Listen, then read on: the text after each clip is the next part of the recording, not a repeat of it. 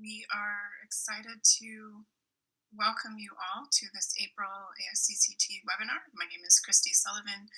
I'm the Secretary of the American Society for Cellular and Computational Toxicology.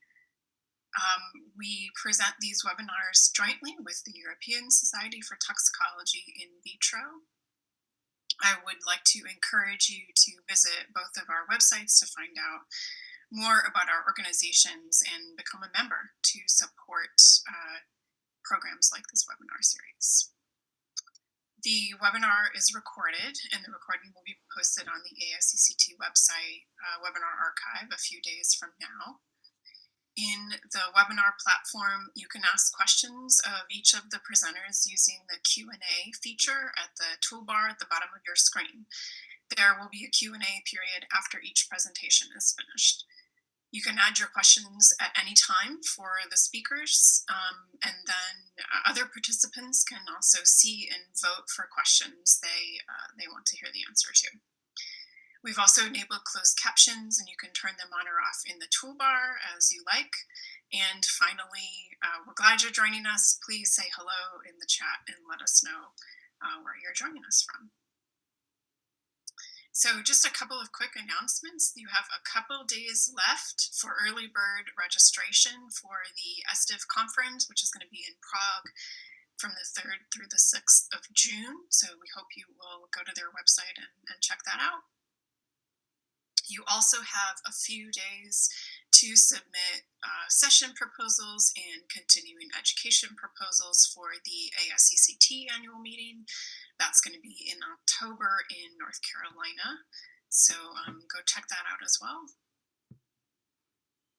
And finally, ASCCT is sponsoring a travel award to the Physicians Committee for Responsible Medicine Summer Immersion Program on Innovative Approaches in Science.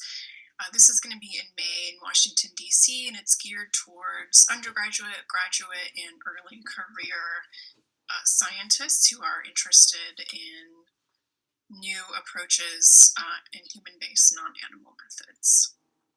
You can go to, I meant to put the website up there, you can go to the ASCCT Awards page and find more information about the travel award, and then of course follow that QR code to go and find out more information about the summer immersion program itself. Lastly, we have two webinars, yes, in April this month. April 11th, next week, we're going to have 3 presenters who are talking about a variety of different pieces of work related to new approach methodologies. These are, just like today, these are folks who won either ASCCT or ESTIV awards last year in 2023 for their work, so we hope you will check that out. And so on to today. We have 2 presentations. The first one is going to be from Dr. Alexandre Borrel, and he has earned his PhD at both the Universities of Helsinki and Paris-Cité, focusing on the development of computational models for protein-drug interactions. After completing his PhD, Dr. Borrell pursued a postdoctoral position at North Carolina State University, specializing in cheminformatics and molecular dynamics simulations for drug development. He subsequently continued his research with positions at the National Institutes of Health and the Silent Spring Institute, and currently serves as a principal computational chemist at Inotiv, providing support and developing modeling and AI approaches for various domains, including animal reduction strategies for the Nicetium group, drug design, and chemical risk assessment. And in 2023, Dr. Borrell's presentation won the Edward Carney Predictive Toxicology Award at the ASCCT annual meeting. His presentation is going to be on deep learning profile QSAR modeling to impute in vitro assay results and predict chemical carcinogenesis mechanisms. Our second presenter today is Dr. Agnes Karmaus. She is a senior scientist with a background in vitro assay development and computational toxicology. Her work over the past decade has helped facilitate the adoption of computational methods and provided context to render in vitro assay data more accessible for a diversity of stakeholders.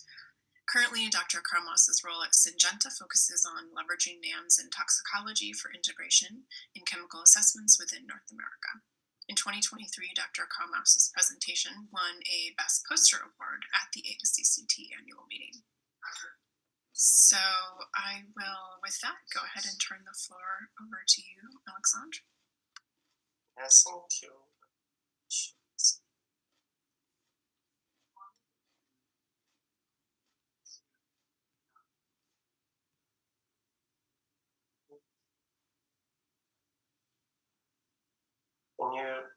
Can you see? Yes, slides look good. Everything is good. Yes, thank you very much, and thank you very much for the opportunity today to present our new development for the carcinogenicity prediction and development. So I'm Alex Borrel, and I'm working with NICE on this project. So let's start with some introduction. So what is a carcinogen? So a carcinogen is basically a substance or organism agent that can cause cancer. So it's a very large definition, but if you look at the non-carcinogens that we know, we can see like there is a large diversity of chemicals. It can be like insecticide, solvent, hormonal metabolism. It can be also small molecule, big molecule. So this large diversity makes very hard to predict in the QSAR, regular QSAR model. But in the regular QSAR model, so we propose to develop like a new approach when we try to not predict if the chemical can cause cancer, yes or not, but try to do by mechanism and different property of the carcinogen. So to do that, we use a key characteristic of carcinogen framework. So basically, they took a look on the existing carcinogen and they tried to put them in different key characteristics. So this carcinogen will more leading to its electrophile, induce epigenetic alteration, for example. And this framework can be used like in the mechanistic way to predict if the chemical is a carcinogen or not. So basically, we can put a score, we can put different functions on each key characteristic from cancer to see if the chemical is a carcinogen or not.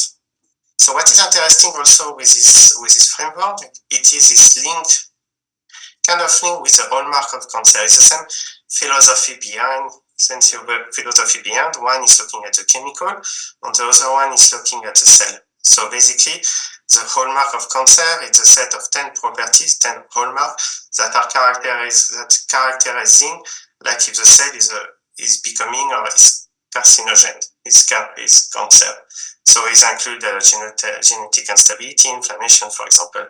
So there is no direct link between key characteristic and hallmark. There is no one-one relationship. On the carcinogenicity, it's a multi-mechanism complex process that there are codependencies depending on the time, depending on many factors that can lead to cancer. So which makes them very challenging to model basically. So what we want to do is pretty simple. We want to use like a chemical, like a carcinogen, and we want to do some modeling, some prediction, some data integration to predict for each key characteristic of cancer if the chemical will be likely to alter this key characteristic. So basically, it's represented like in a P chart, but basically it's like each key characteristic have a score between 0 and 1, which is a probabilistic approach to see if the chemical will impact this characteristic or not. So the challenge for the modeling is the carcinogenicity is not limited to one single target. Like QSAR model, for example, are limited usually to one target on one mechanistic. Here, it's several mechanistic. There is codependency also between the mechanistic. And to take in consideration all of this mechanism, we need to integrate different data and different data sources, which can be very challenging in the computational point of view, because we need to deal with sparse data set, for example, what data are missing or what data are not existing. So it's what we try to develop a general workflow to tackle this problem. So what we propose to do, we propose to use a non-set of carcinogen, from the different regulatory agencies. We propose to use in vitro high-throughput screening, testing curated high-throughput screening to see if the chemical is active or not on the different key characteristics. We propose to do some modeling on it, enrich, and also build imputation model to deal with sparse data set. We propose next to validate this approach to build some confidence in the AI and different modeling we are doing in this step. And after map the imputation model on the CHTS on the key characteristic on cancer, and at the end to predict by carcinogen, by key characteristic of cancer, and a score, a probability score between 0 and 1 if the chemical can impact or not this key characteristic. So we are using a different tool, and we are using also a different tool, and we are leveraging different group of people for the different steps. So for an onset of carcinogen, we combine different lists of carcinogen. We use the Toxicast-21 for the in vitro HTS data.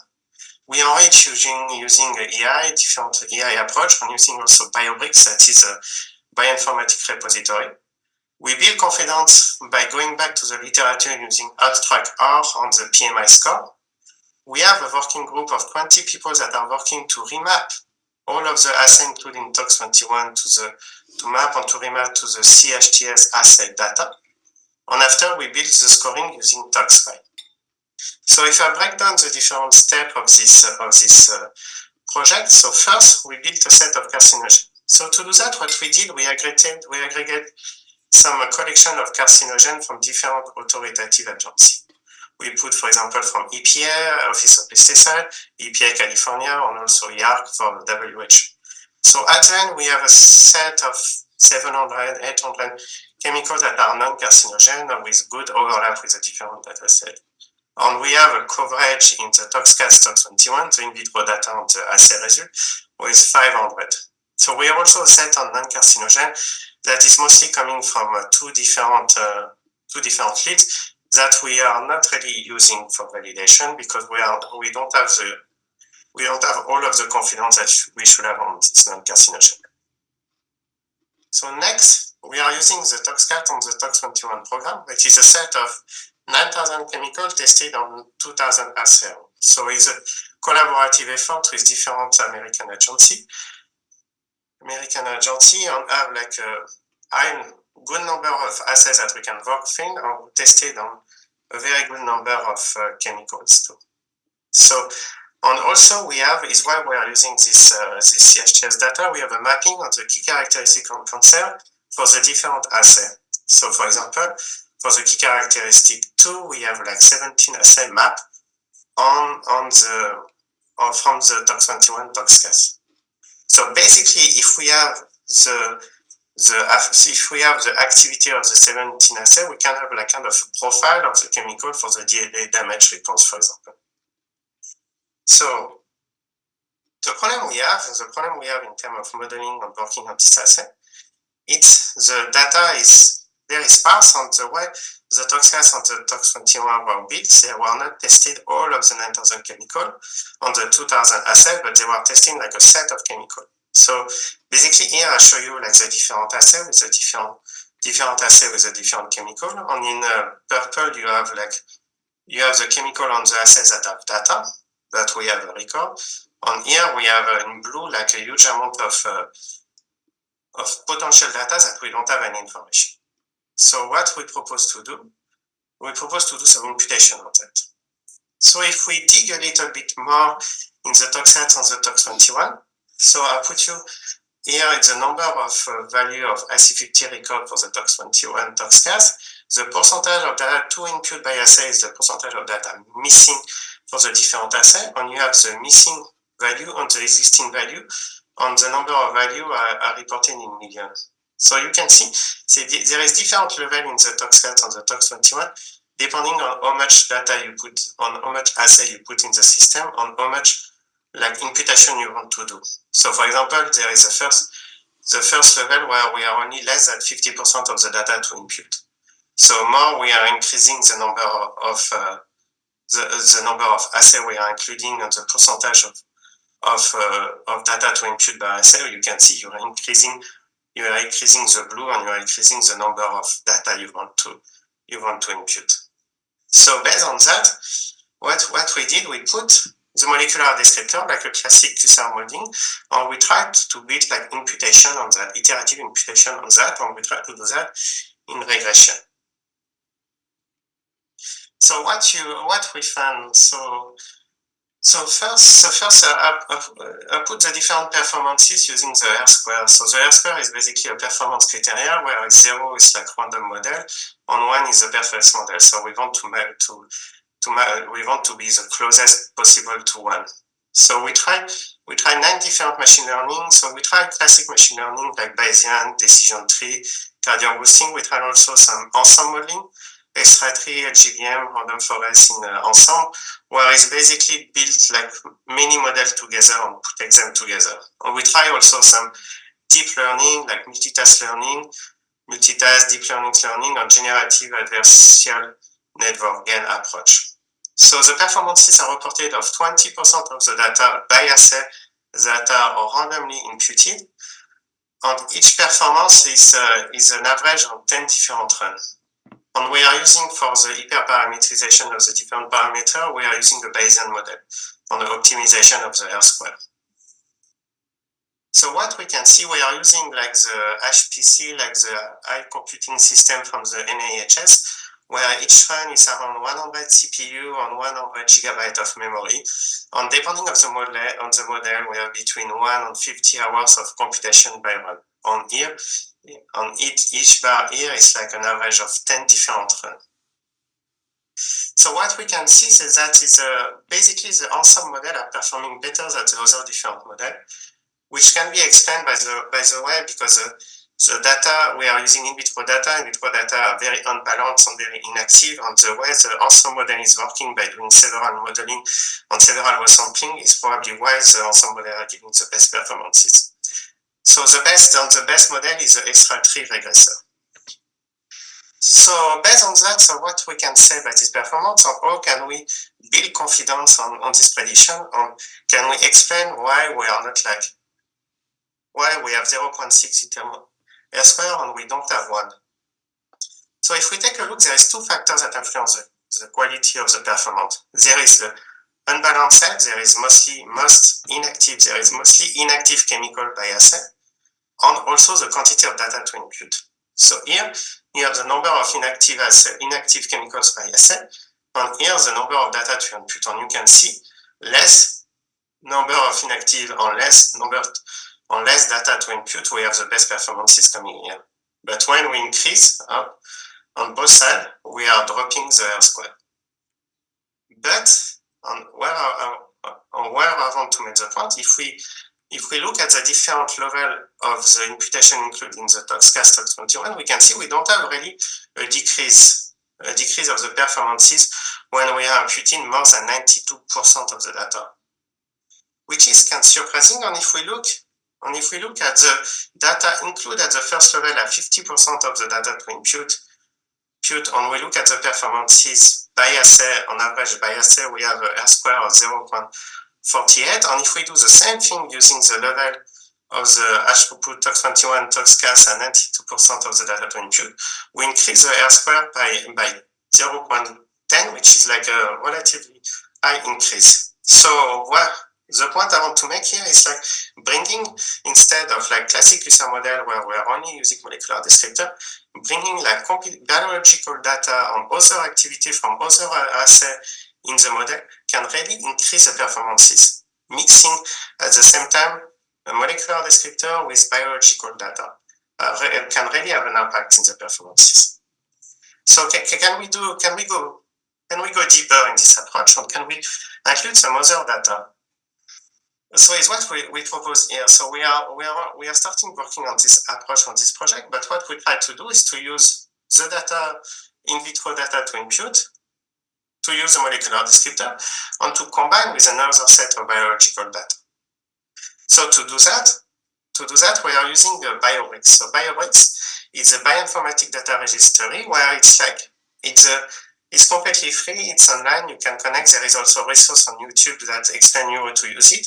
But basically, it's allow you to import data in your developing environment. So if you want to, for example, you want to work with a DSS stocks, the whole DSS stocks with 1 million chemical, and you want to import it in your development environment, basically you need to connect on the EPA database, you need to extract the data, and you need to load in your environment, and you need to clean. So what BioBrick is doing is already pre-curated all of the data already in the environment, and you can import all DSS stock by using only one command like import DSS stocks, and you have all of your data available for modeling. So it's very performing. And for now, what we do, we are using the binding DB brick, which is the affinity for 1 million compound on 9,000 target. 9,000 target. It gives like the IC50, it gives a affinity constant for that. And after cleaning, we have 800 targets, but for around like 10% of the chemical included in the ToxCat and Tox21. And we include this data in the modeling. So what we can see there is no really improvement in terms of performances on the R-square in the modeling, but we have also like data where is a lot of data missing on it. But we are also able to impute with a R-square of 0.5 like binding DB data, which is kind of interesting. So we are also trying to combine different databases. So that is all of the data that are included in BioBricks, and we try to use data on database that we have more information for the chemical we have included in the ToxCat and the Tox21. So we try to build more bioactivity information in the modeling to improve the performances. So if I go back to the carcinogen and the prediction of the carcinogenicity, so as I told you before, we have a mapping of the key characteristics of cancer on the different assays, including ToxCat, Tox21. And by using the Impute matrix, we can compute a score using ToxPy, ToxPy-R, when we put a score for each key characteristic of cancer for one chemical. So basically, we are using like the input data for this 17 assay, for example, and we compute a score between 0 and 1 for each key characteristic on each chemical. So what we can see first, we can see, for example, here I put like a key characteristic file, and I compute the score on the matrix not imputed and the matrix imputed. And you see we have a relatively good correlation between the score computed with the imputed and not imputed data, which is what we expect because we don't want to drastically change the score when we have data, basically. So we were happy with that, and what is interesting is we can rebuild a profile. For example, I put a fluorine here, and you can see this part when we don't have any information, when the data is not imputed, we can build score based on the imputed data. And if I take the example on the fluorine, when we don't have information for some of the key characteristics, after imputation, we are able to rebuild the whole profile for the key characteristic for the chemical. So the question you will ask me here is like, okay, it's nice, but how can we build confidence on that? And how can we ensure the data we are imputing are not like random data, or not like completely we are just putting like random IC50 in the system, basically. So to do that, we work with the EPA and the group of Imran Shah, where we try to use their PMI score, point-wise mutual information score, where it's a score that taking like the literature search from the carcinogen with the literature search term from the key characteristic of cancer. So we are using the handbooks from the ROC to do that for the report of carcinogen at the NTP. And basically with these two search, we are able to compute a score that will give you if there is like mutual information co-occurrences between the key characteristic and the carcinogen that interest. So by doing that, if we are able to put a score on top of the imputation on the score built on the imputation, and if the score is on the same direction on the imputation on the score from the imputation, we can think there is information and we can build confidence from that. So it's what we did. So I give you the example on the fluorine with the different key characteristics. So that is the data we impute. And if we put the score on top of it from the PMI score, we can see like most of the key characteristics of cancer have a PMI score positive when we are predict like an imputation score very high. So which is good because we can build confidence on that we can build confidence using that. So the only problem we have with the PMI score is if we don't have enough publication, including PubMed, the score is not relevant. If we have, for example, below like 20 publications available in PubMed. So with that, we can rebuild and we can build confidence on it. So we are actively working to generalize this approach for all of the carcinogens and to see if it can be applied for all of them, basically, and if it's relevant. So in conclusion, we built like a curated. We have different steps on this project, and we built like a curated set of reference carcinogen from the different suites. We built some imputation modeling, and also we try different machine learning and different approach for the imputation of in vitro data, which can be very interesting not only for carcinogen but for also many other projects. So we leverage and we have developed the key characteristic mapping on the assay to be able to have like a mechanistic point of view of the carcinogenicity, or not have like a prediction, yes or no, the chemical is a carcinogen or not. So this project we are multi-stakeholder collaborative group on this project, and we are working on different aspects to improve the quality of this work. So in perspective, for example, we are working with BioBrick to improve the importation of new data into the modeling. We are working with the EPA group to build confidence on the higher generic data using the PMI, for example. And we are also working to improve the key characteristic scoring from the ToxSpy by David Reif. So we are also in parallel of this work, we are also a group of 20 people that are working to remap and to put like more confidence in the mapping of the key characteristic on cancer on the different assays, including ToxCas and Tox21. So from that, I would like to thank you all for your attention and thank all of the collaborators that are working on this project, like my group, the certain group, and all of the other collaborators that are working on that. Yeah, thank you very much.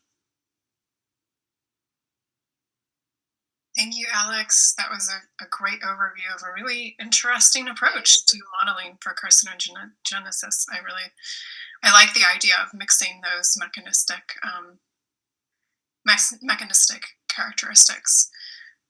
So we have one question so far. All of you, if you have questions for Alex, please put them in the Q&A. First question is a little bit about what you were talking about with gaining confidence. They're asking just for first to verify that in vitro data have been used to build the model. That's their understanding. And then they're wondering if the data or the model would be validated against in vivo data. So we don't have plan now to validate with in vivo data, but it's a good point. But for now, we are only using like in vitro data. Honestly, I think that makes sense with the key characteristics approach, because you're looking at those early mechanistic pieces of information. Yeah, definitively, yeah. But if some in vivo data are included, for example, in a BioBrick system, we can also include it in the modeling. So it's what we try to explore a little bit more, like with BioBricks. Can we add more and more data in the modeling to improve the quality? Yeah, okay. Another question is, what features or descriptors are you using to build the model? Are these fingerprints or other types of descriptors? Yeah, we are not using fingerprint here. We are using molecular descriptor computed by RDKit. So you can, if you connect on my GitHub, I have a Python library that you are allowed to download and to test, and you can compute a set of like 600 molecular descriptor. That is a mix between RDKit and also some other molecular descriptors that I've been like putting together since this past 10 years. Okay, maybe we can put the link to GitHub in the chat once we finish with the Q&A. Yeah, I can do that, yeah. Cool. Another question is, has this work been published? No, not yet. We are still we are actively working on this project. Great. Another question is, how does imputation affect the reliability? I'm not sure what they mean by reliability. So to test the imputation, we'll try to answer. If to test the imputation, we impute like randomly impute 20% of the data that we have, and we build like the confidence on the performance based on the 20% of the data we already have. Okay. So I hope this answers the question.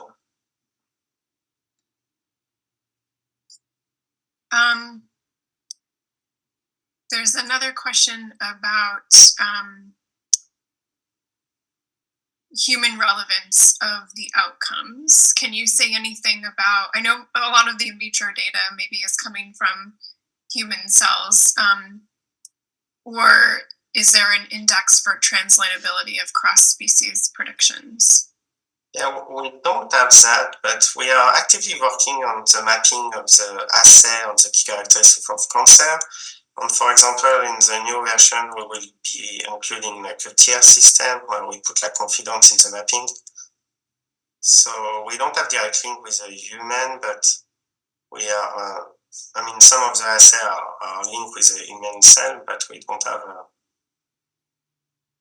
a direct link. But in the new mapping we will develop on the key characteristics of cancer on the different tox assay, I think we will give more information on that. Okay. There's a question about upfront data quality check. So we are using for the in vitro data, we are using the data check on quality check using the ICE integrated chemical environment that we are developing at ASCCT. So in this resource, you can connect yourself on the website. You will see we have different curated system where we have different flag and different quality control that we apply on the data. So we are using that. And for the data we are bringing for BioBricks, we are applying also some quality check and quality control. Okay, great. And one last question.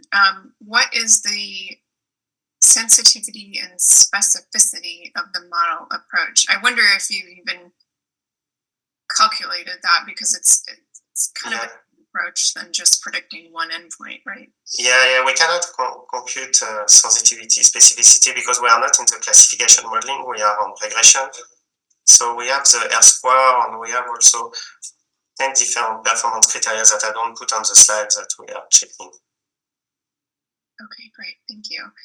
I have my own question, if it's okay, and then we'll move to Agnes. I was wondering, as part of your activities, once you've developed the approach enough, are you considering doing some case studies to kind of demonstrate the utility of the modeling approach?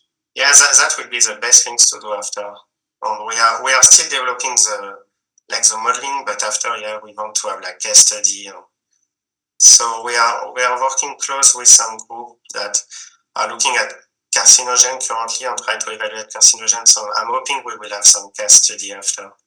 Great, that's it's really the goal of one of the goals of this project too.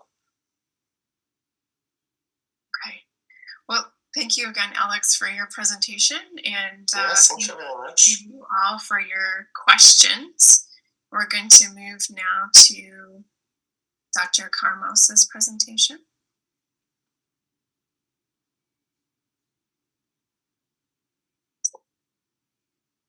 Thank you for the opportunity to present our work today. I'm just going to set up sharing. All right. So I want to start I guess swap the, there we go. Okay. Great. So thank you to ASCCT and ESTIV for this opportunity, and to ASCCT and all the poster judges for the award. I'm really excited to share some of this work. I'm really just going to do a poster walkthrough. today. I turned it into some slides, but I want to start first with some more acknowledgements on the front end because I have been at Syngenta for under 1 year, and I really came into this project on the tail end. So the co-authors listed here are the brains behind it. I get the luxury of presenting, but they've really done a lot of this work, and I really want to acknowledge Amber Gutz, Angela Hofstra, Garrett Morandi, Chris Schlosser, Ted Valenti, and of course Alex Charlton for the work. And Alex, Chris, and I are continuing to work on this and refine this. So this is certainly draft form. So that's my qualifier to begin. But what we have worked on is a framework to try and address metabolite assessment for human safety. So this is a copy of the poster, just to put it up front for those who download the slides later, and I'll be walking through each box on the subsequent slides. So as far as background, the impetus for this work is because safety assessments require estimates of human exposure for all agrochemical active ingredients as well as their metabolites.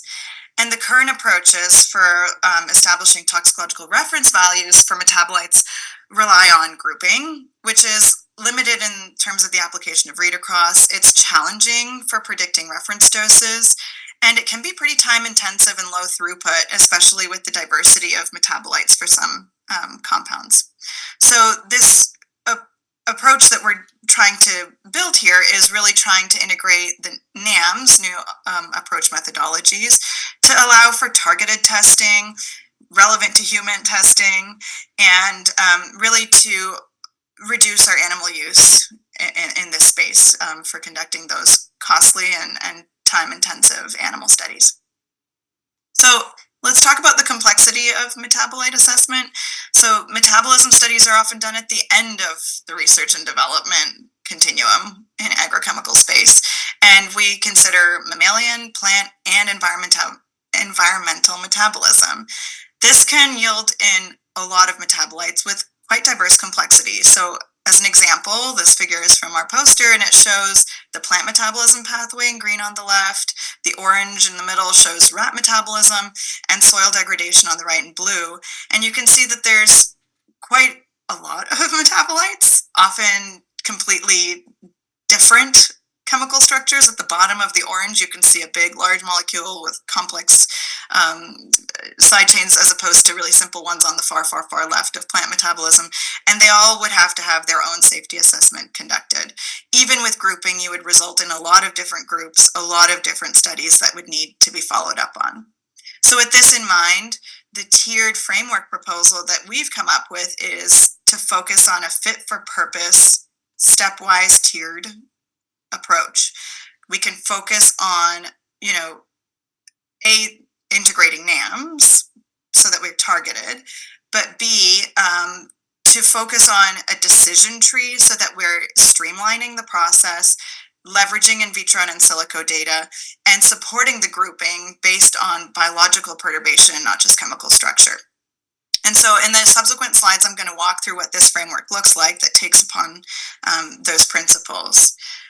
This is the overall framework all in one slide, and I'm going to zoom into the separate sections, but I want to draw your eye in this overarching picture to the 4 different colored boxes that kind of overlay the sections of the framework. So on the top left, we look for risk assessment conducted without data generation. On the bottom left, we focus on genotoxicity. That is very central and important to isolate and review on its own. And then on the right side are the different ways in which we can extrapolate and leverage either parent or read across and other compounds to build information and do some potentially targeted testing, whether it's in silico, which is green circles, or in vitro, which is blue circles. And you can see that there are very few steps where we would potentially advocate for more in vivo generation. Those are the purple circles. And ultimately, the hexagons are how we would derive either a risk assessment or advocate for no risk assessment needed, which is either the yellow hexagon or the red. So let's walk through this. The very first is the genotoxicity. So our incoming is the metabolite, and our first question is whether this metabolite is in abundance of greater than 10% as a mammalian metabolite. So our bottom box, if it's not more than 10%, would be to confirm genotoxicity signal. And we advocate for first reviewing a QSAR in silico alert, and from there either going through a TTC process given the low abundance or confirming any genotoxicity alert, whether that be with in vivo testing or it goes off to another box where we could leverage some in vitro testing. However, if we do have more than 10% metabolite, we go upwards into the blue box to talk about whether we can conduct risk assessment based on the parent reference values. And if we do have similarity and use the parent reference values, then we can simply use parent ADI. However, if we do not have that, we would move on to looking at common toxicological targets and refining based on some in silico and in vitro testing. So you can see our first step is looking at structural features and alerts similar to parent to compare the structural similarity, and then we would go on to understanding mechanism of toxicity. This really hinges on our understanding of not only chemical similarity, but biological signal similarity. So first would be an in silico review of identifying what we're pulling from the AOP conceptual framework of molecular initiating events or key events on a molecular basis, and then testing those in vitro assays if needed. And if there is activity, then we would compare the potency of that activity to parent and either have different potency, in which case we conduct the risk assessment using an adjusted ADI, or should not be conducted depending on more or less potent. And if we do have activity, we would go down and search for something that's different from parent should the activity yield some different results. And so that brings us to the last box, which is focusing on read across or data generation to say you are not like parent, your different potency from parent. We need to really evaluate this metabolite or metabolite group on its own. And so this would walk through looking at whether there's a default ADI for that parent class, or whether we need to conduct, again, in a tiered process from left to right. In green comes in silico, in blue comes in vitro, and in purple comes in vivo testing. And certainly the in vivo would be our last resort, but is an important piece if we should have a unique toxicological outcome or potency for this metabolite group. And at the end of the day, they all lead down to conducting a risk assessment for that metabolite group's ADI. So again, this all comes together, and certainly all the groups weigh into one another. The genotoxicity is not conducted in isolation. It can feed into our other boxes that compare to parent, or that would filter us down into the read across, and it's certainly an iterative process.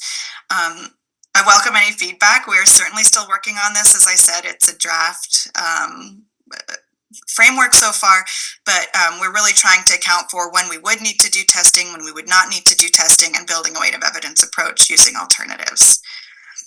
So in summary, investigating interactions with common molecular targets allows for toxicity profiles to be extrapolated based on mode of action. We're really advocating for targeted testing.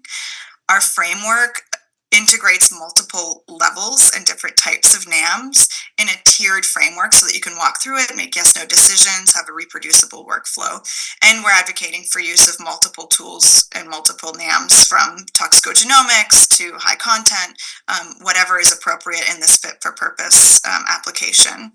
And so in green on the bottom is really our goal with having presented this work in its draft stage, which is to encourage dialogue with our regulatory community, with other industry partners and stakeholders, to talk about how NAMs can be used to address the complexity of metabolite assessment for human safety.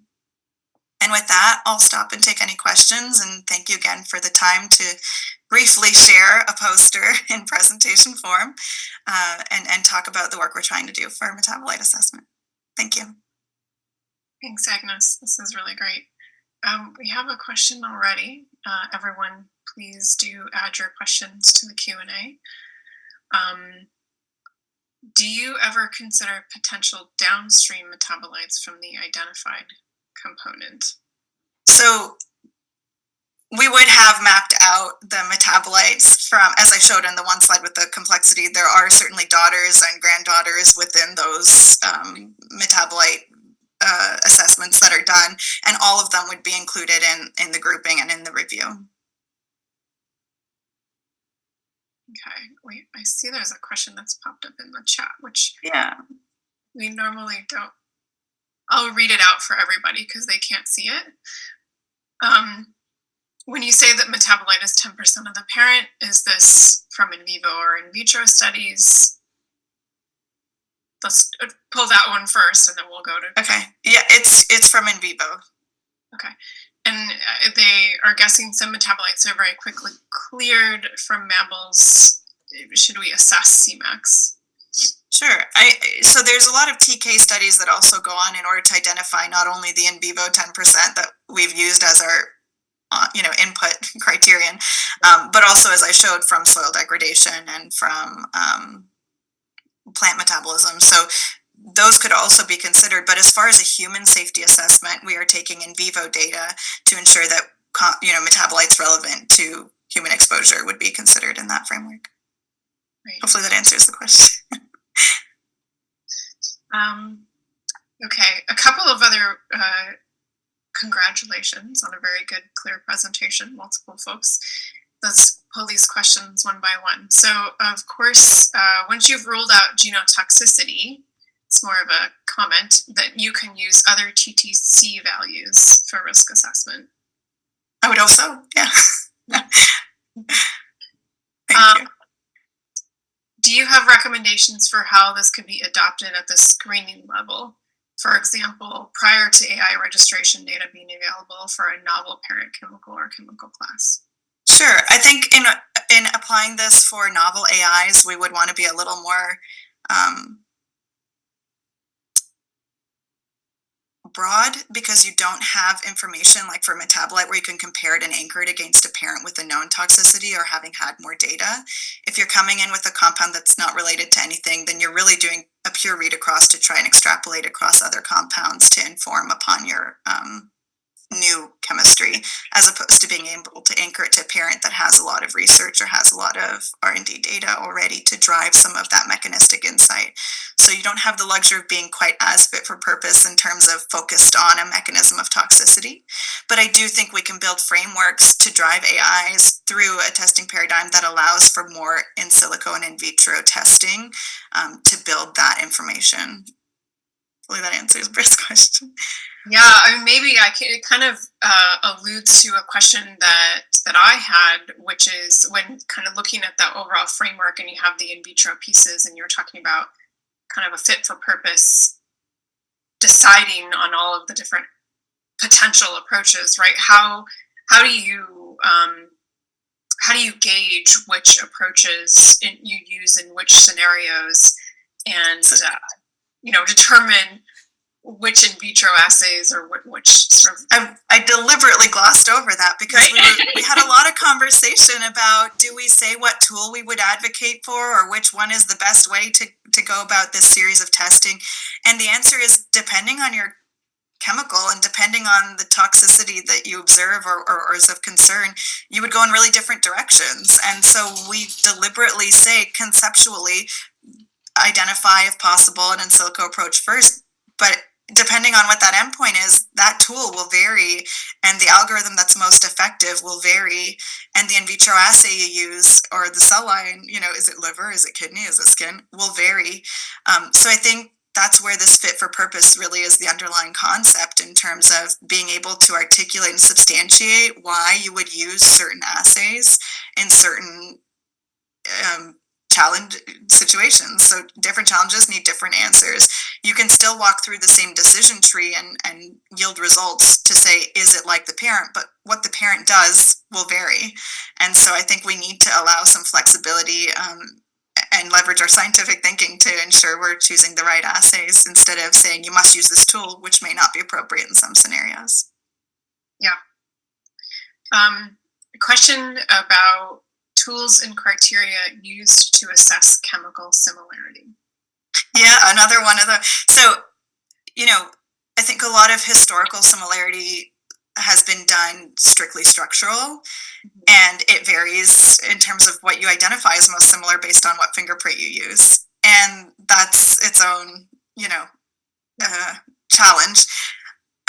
We deliberately separated out the chemical similarity portion from the biological similarity. And biological similarity, I'm talking about toxicity profile and potential target molecular enrichment.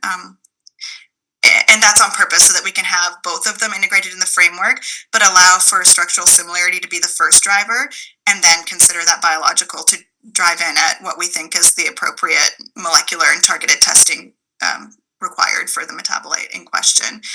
I, again, would advocate that we very deliberately didn't state you must use tox prints or you must use max fingerprints, because I think that does vary depending on what chemicals you're dealing with, what kind of moieties are driving toxicity, or what's known about the compound. And again, to come back to Britt's question, that's the luxury of working with metabolites where we know about the parent.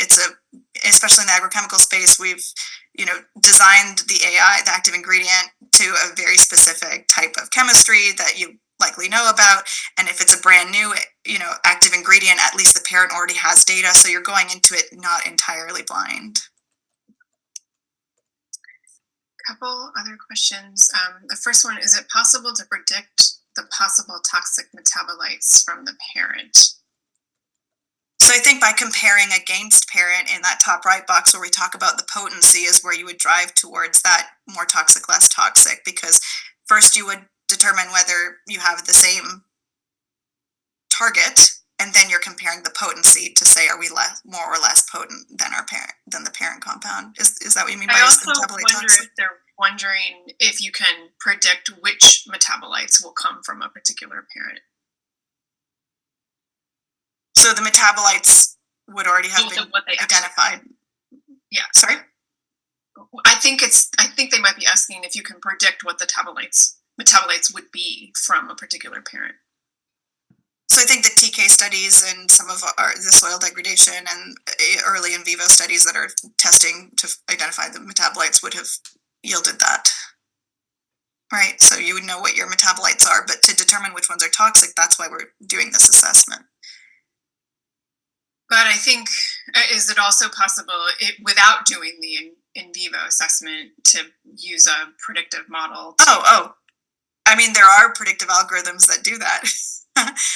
So you've got SimSip to see if P450s are going to yield, metabolites or degradates and so on and so forth. So, I mean, there is a certain amount of computational modeling, but I think for risk assessment, that's usually not necessarily considered sufficient.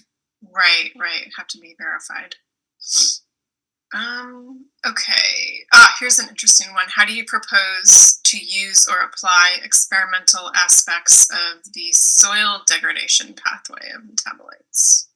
Right. So, we have the luxury again of focusing on human safety assessment. So, we're focused on human toxicity, but certainly identifying metabolites that are a result of soil degradation is within scope, because you've got to account for all the different potential metabolites, and even metabolites that are arising from soil degradation have the potential to be in human exposure.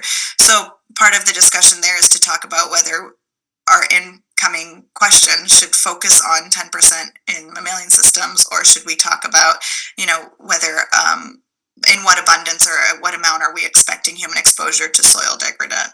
I think that would still remain relatively low and end up in our TTC box, but that's certainly a worthwhile discussion. Yeah. One last question. Adding to this, for genotoxic compounds, the general TTC is 1.5 micrograms per day. Is there any possibility to raise the value through the tools for genotoxic compounds? That's an interesting idea. I would have to think about it, to be honest with you. On the spot, that's a difficult question to answer, but these are the kinds of frameworks and discussions that we need to have in order to drive this forward and come up with more tangible ways to screen metabolites. So I think it's a nice suggestion, and we'll certainly take it forward. Thank you for bringing it.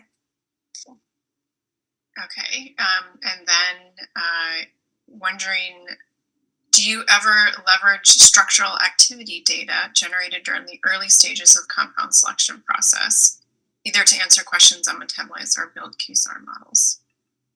The answer is we do. In this context, how that's leveraged, again, is a fit for purpose question to determine what is applicable, what's not. But, QSAR is a widely used tool, and whether it is applicable to risk assessment or metabolite assessment remains the focus of trying to drive this science forward and make a bit of a paradigm shift. But internally in the R&D space, certainly, QSARs are definitely a part of our toolbox. Okay, if you'll permit, we have one last question. Of course. How does the framework consider route and duration of exposure? So it's a great question. At the moment, it does not. It looks at just the exposure level, how much in abundance of a metabolite, and then we go about testing. But the place in which the route would be considered would be, again, when we talk about the MIE or the KE. So when we talk about if we end up in the top right box where we're looking at the toxicological or biological signature of that chemical, because obviously if you're trying to define what your mode of action would be for toxicity, you would have to consider what biological moiety do you think that chemical is interacting with, be it a protein, be it the skin, be it in the liver. So I think it comes in, we just haven't explicitly made that a step, but I would argue that that's kind of built into one of those boxes, so it would kind of be a sub-bullet within one of our steps. The one thing that we have not considered in there, and you're right to point out, is the duration. Okay, well, again, I want to appreciate all of you listeners for your questions for both Alex and Agnes. And thanks to you, Alex and Agnes, for coming to present your work twice now, since you presented it at the ASCCT meeting. But I know that everyone online appreciates hearing more about it and having these discussions. So thank you all very much. Thank you both, and hope you all have a good day.